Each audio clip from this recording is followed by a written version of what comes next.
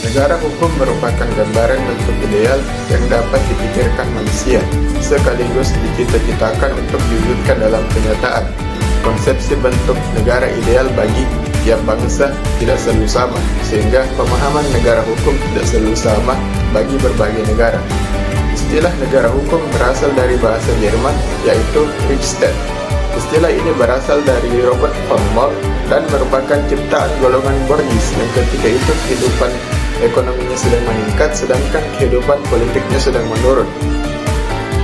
Negara hukum adalah negara yang berdasarkan hukum, yang menjamin keadilan bagi warganya. Konsep negara hukum itu sebagai negara yang menempatkan hukum sebagai dasar kekuasaan dan penyelenggara kekuasaan tersebut dalam segala bentuknya dilakukan di bawah kekuasaan hukum. Sementara menurut Undang-Undang Dasar 1945, negara hukum adalah negara yang berdasarkan kedaulatan hukum. Hukumlah yang berdaulat. Negara hukum berlandaskan pada kedaulatan hukum, di mana hukum menjadi otoritas tertinggi. Dalam konteks ini, negara dianggap sebagai subjek hukum, yang berarti negara memiliki tanggung jawab hukum. Jika negara melanggar hukum, ia dapat diadili. Dengan demikian, prinsip ini menegaskan pentingnya supremasi hukum dan akuntabilitas negara dalam sistem hukum. Yang kedua, ciri-ciri negara hukum. Ada 13 ciri-ciri negara hukum, yaitu yang pertama, supremasi hukum atau supremasi of law, yaitu hukum menjadi kekuasaan tertinggi yang mengatur segala tindakan warga dan pemerintah. Yang kedua, persamaan dalam hukum atau equality before the law, yaitu semua orang diperlakukan sama di depan hukum tanpa pengecualian. Yang ketiga yaitu asas legalitas atau due process of law, yaitu tidak ada orang yang boleh dihukum tanpa dasar hukum yang jelas dan proses yang sah. Yang keempat yaitu pembatasan kekuasaan, yaitu kekuasaan pemerintah dibatasi agar tidak sewenang-wenang, biasanya melalui konstitusi. Yang kelima, ada organ-organ campuran yang bersifat independen. Lembaga negara memiliki fungsi yang berbeda dan bekerja secara independen seperti KPK atau Ombudsman. Yang keenam yaitu peradilan bebas dan tidak memihak, yaitu hakim bebas dan dari tekanan dan dapat memutus perkara secara adil. Yang ketujuh, peradilan tata usaha negara, yaitu warga bisa menggugat tindakan pemerintah yang dianggap melanggar hukum administrasi.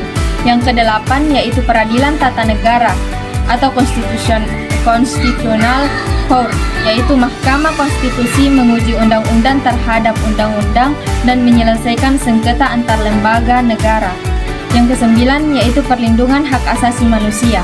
Negara menjamin dan melindungi hak asasi manusia sebagai bagian dari hukum. Yang kesepuluh yaitu bersifat demokratis, yaitu kekuasaan berasal dari rakyat dan dijalankan sesuai prinsip demokrasi. Yang ke-11 yaitu berfungsi sebagai sarana mewujudkan tujuan bernegara, yaitu negara hukum juga bertujuan untuk mewujudkan kesejahteraan rakyat. Yang ke-12 yaitu transparansi dan kontrol sosial, yaitu pemerintah terbuka dan bisa diawasi oleh masyarakat.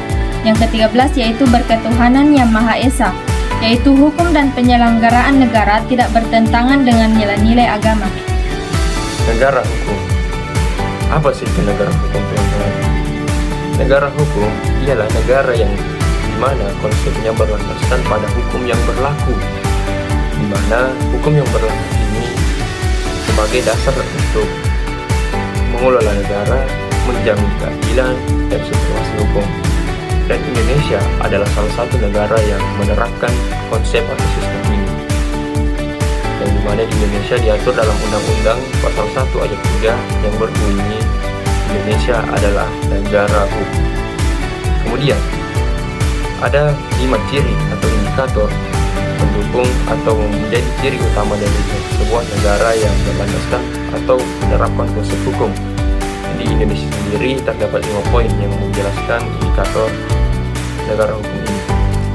Yang pertama, supremasi hukum, di mana seluruh warga negara, baik yang memiliki jabatan ataupun tidak, yaitu tidak ada yang kebal terhadap hukum. Dalam hal ini semuanya sama, semua berhak mendapat hukum, berhak wajib menjalankan hukum yang ada. Kemudian perlindungan hak asasi manusia, di mana hak asasi manusia di Indonesia sendiri sangat dijunjung tinggi yang diatur dalam pasal 28A hingga 28J Undang-Undang Dasar 1945. Kemudian pembagian kekuasaan. Pembagian kekuasaan di Indonesia sendiri dibagi 3, yaitu legislatif, yudikatif, dan eksekutif. Yang dimana ketiga poin ini adalah bagian dari trias politika. Kemudian yang keempat, peradilan yang merdeka. Kekuasaan kehakiman di Indonesia bersifat independen untuk menjamin keadilan dan tidak dapat dipengaruhi oleh kekuatan manapun, sebagaimana definisi dari konsep negara hukum itu sendiri dan poin pertama yaitu supremasi hukum. Kemudian konstitusi sebagai dasar negara. Konstitusi sebagai dasar negara yaitu Indonesia sendiri adalah negara yang berkonstitusi atau memiliki aturan mendasar, yaitu Undang-Undang Dasar 1945, yang dimana Undang-Undang Dasar 1945 itu sendiri didasari oleh 5 dasar, yaitu Pancasila. Penegakan hukum adalah proses penerapan aturan hukum oleh aparat yang berwenang untuk menjaga ketertiban, keadilan, dan kepastian hukum dalam masyarakat. Tujuannya adalah memastikan bahwa setiap individu atau entitas mematuhi hukum yang berlaku sehingga tercipta masyarakat yang adil dan tertib. Penegakan hukum melibatkan beberapa unsur penting, yaitu yang pertama, norma hukum, yaitu aturan atau perundang-undangan yang menjadi dasar dalam penegakan hukum. Yang kedua yaitu aparat penegak hukum, yaitu lembaga dan individu yang bertugas menegakkan hukum seperti polisi, jaksa, hakim, dan lembaga pemasyarakatan. Yang ketiga, masyarakat, yaitu pihak yang diharapkan mematuhi hukum dan berperan dalam pengawasan serta pelaporan pelanggaran. Yang keempat, budaya hukum, yaitu kesadaran dan sikap masyarakat terhadap hukum yang mempengaruhi efektivitas penegakan hukum. Nah, penegakan hukum dapat dibagi menjadi 2 jenis utama. Yang pertama, penegakan hukum preventif, yaitu upaya pencegahan agar tidak terjadi pelanggaran hukum seperti sosialisasi hukum, pendidikan masyarakat, dan patroli keamanan. Yang kedua yaitu penegakan hukum represif, yaitu tindakan yang diambil setelah pelanggaran hukum terjadi, seperti penyelidikan, penangkapan, penuntutan, dan penjatuhan sanksi. Penegakan hukum di Indonesia menghadapi berbagai tantangan, yaitu yang pertama korupsi, seperti praktik korupsi di kalangan aparat penegak hukum yang merusak integritas dan kepercayaan publik. Yang kedua, intervensi publik, seperti campur tangan pihak-pihak yang dapat mempengaruhi independensi penegak hukum. Yang ketiga, kurangnya sumber daya seperti keterbatasan anggaran, fasilitas, dan personel yang memadai untuk menjalankan tugas secara efektif. Yang keempat yaitu budaya hukum yang lemah, seperti kurangnya kesadaran dan kepatuhan masyarakat terhadap hukum yang berlaku. Nah, beberapa langkah yang dapat diambil untuk meningkatkan efektivitas penegakan hukum yaitu yang pertama, reformasi hukum, yakni memperbaharui dan menyempurnakan perundang-undangan agar sesuai dengan perkembangan zaman dan kebutuhan masyarakat. Yang kedua, peningkatan profesionalisme aparat, yaitu memberikan pelatihan dan pendidikan berkelanjutan bagi aparat penegak hukum dan meningkatkan kompetensi dan integritas. Yang ketiga yaitu pemberantasan hukum, seperti menegakkan hukum secara tegas terhadap pelaku korupsi, termasuk di kalangan aparat penegak hukum. Yang keempat, peningkatan kesadaran hukum masyarakat, yakni mengadakan sosialisasi dan pendidikan hukum kepada masyarakat untuk menumbuhkan budaya hukum yang kuat. Apa itu aparat penegak hukum? Aparat penegak hukum adalah lembaga atau individu yang memiliki tugas dan wewenang untuk menegakkan hukum, menjaga ketertiban, serta memberikan keadilan dalam suatu negara. Adapun beberapa fungsi aparat penegak hukum, yang pertama ada menegakkan hukum dengan mencegah dan menindak pelanggaran hukum sesuai dengan peraturan yang berlaku. Yang kedua ada menjaga ketertiban dan keamanan dengan memberikan perlindungan kepada masyarakat dari ancaman kejahatan dan gangguan keamanan. Yang ketiga ada menyelesaikan sengketa hukum dengan mengadili dan memberikan keputusan hukum yang adil berdasarkan bukti dan peraturan. Yang keempat ada melindungi hak asasi manusia dengan memastikan setiap individu mendapatkan perlakuan yang adil sesuai dengan hukum.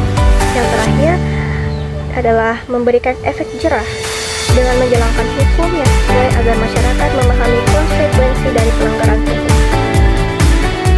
Selanjutnya, jenis-jenis aparat penegakan hukum.